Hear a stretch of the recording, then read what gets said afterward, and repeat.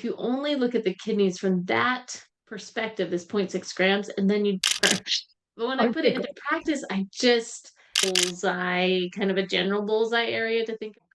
Hello, everybody, and welcome to the Kidney Coach YouTube channel. I am naturopath Fiona Chin, co-founder of Kidney Coach, the Kidney Disease Solution, and our supplement range, Genesis, which is specially formulated supplements to support those diagnosed with chronic kidney disease. And I'm joined again today by one of my favorite guests, Jessianna Saville.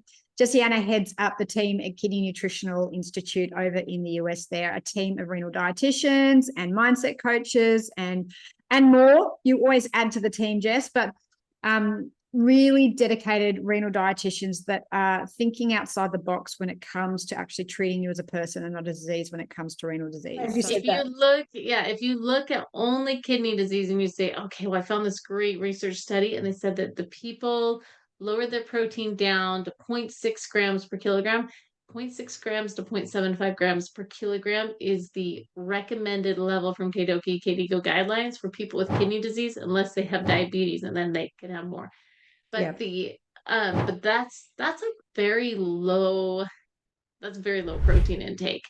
Yes. And so if you only look at the kidneys from that perspective, this 0.6 grams, and then when you put that in practice, which is what we do, right? We follow the guidelines, researchers who do the research. Surely they're smarter than me for sure. But when I put it into practice, I do feel like there's still this missing piece where I'm like, it's not about the quantity. It's not really about the quantity of protein, really. Not that that's not an area to like keep as like a bullseye, kind of a general bullseye area to think about. But there's definitely something else, because what you said, I've seen it again and again and again and again. People will either get a very small, well, they'll see their kidney function kind of stabilize as we go towards maybe a vegan diet, or they're doing like very, very plant heavy.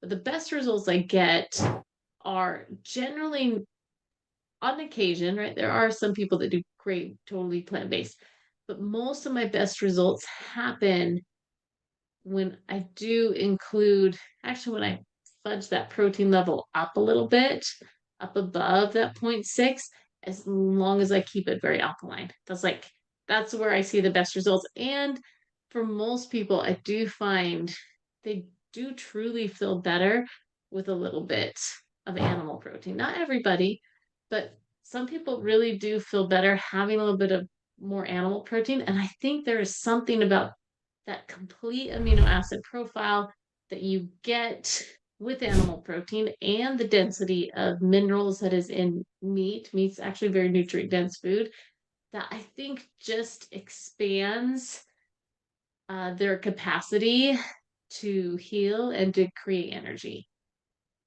And it's such a great point. And I think what happens in research, and people are like, well, where are the clinical studies, is researchers are looking in a silo. And so, and you can, let's face it, you can change the data to make your results look however you want. The more I go down this, I'm like, wow, clinical research really is very skewed in how they present statistics. So I never get too much into that. And I think you and I are in the cold front of dealing with people day to day and implementing what we're seeing come through, like the KDIGO guidelines and all those sort of things, and going, hang on, this isn't working for us. So I think what we see has a lot of a credit to it. And I know people are listening, they're like, well, what do I do? And to echo what you said, the best results I get is generally around 1 gram per kilo of body weight of protein. That isn't, if you're going to eat meat, Mediterranean diets are lots of oily fish, which is anti-inflammatory. Jess and I will both tell you that inflammation is the greatest driver of, or one of the greatest drivers of kidney disease. And lots of, leafy greens and plants are in there. A little bit of chicken, maybe red meat once a month or once every 2 or 3 weeks. Because I agree, especially red meat that is pasture fed and organically raised is very nutrient dense, and that meat is very high, especially organ meat, is very high in coenzyme Q10, which is one of the greatest nutrients towards the kidneys. And then optimizing gut function, which is never looked at in these clinical studies, but something that Jessianna and I both do in clinical practice. And then alkalizing people on top of that. So you're not reliant on a very vegan diet to do that by using things like citrates. and optimizing gut function, I tend to get a lot better results when it comes to chronic kidney disease and metabolic disease, which is probably the greatest driver of kidney disease in general, and getting people well. So I think what happens is when we go into these clinical studies and we get siloed, we don't look at this bigger picture. And, you know, Jessianna and I will both say we're about treating the person, not the disease, the cause, not the effect. And I think what happens, and you mentioned it as well, is a vegan diet is not complete amino acid profile. You start to miss out on a lot of the branch chain amino acids.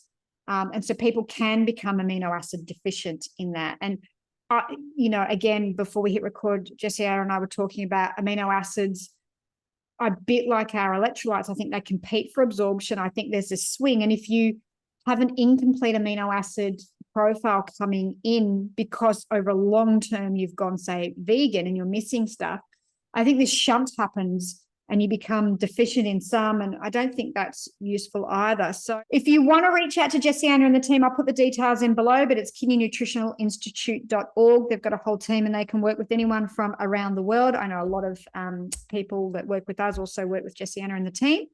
And they're able to do telehealth, and got insurance in the US, they'll work with that.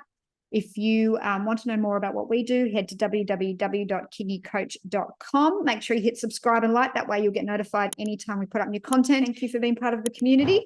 And we look forward to taking you on the journey of amino acids through 2025.